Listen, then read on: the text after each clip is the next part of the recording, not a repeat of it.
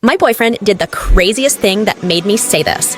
My boyfriend lied to me that he only has 24 hours to live, but that's because I wasn't giving him any action.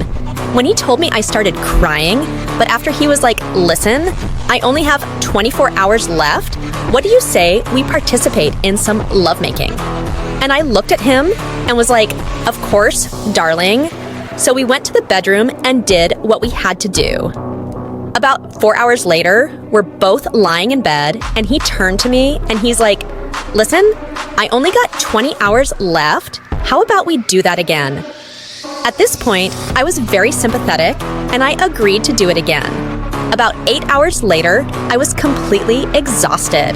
At this point, I fell asleep, but he tapped me on the shoulder. He said, listen, I only have 12 hours left. How about we do it again for old time's sake? And at this point, he could tell I was getting kind of annoyed, but I still agreed. So we did it again. But 4 hours later, I fell right back asleep, and he decided to tap me on the shoulder again.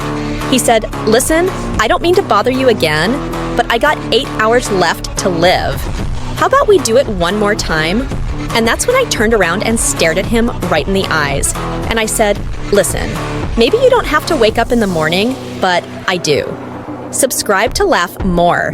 Before you go watch the preview of my previous video, the craziest thing I've ever witnessed happened when I worked at a jewelry store.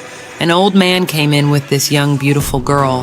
Now, at that time, I was the jeweler, and this old man came to me and he asked me about this special ring for his girlfriend. So, I pulled out a pretty decent ring. It was like $5,000, and he just shook his head. He said no.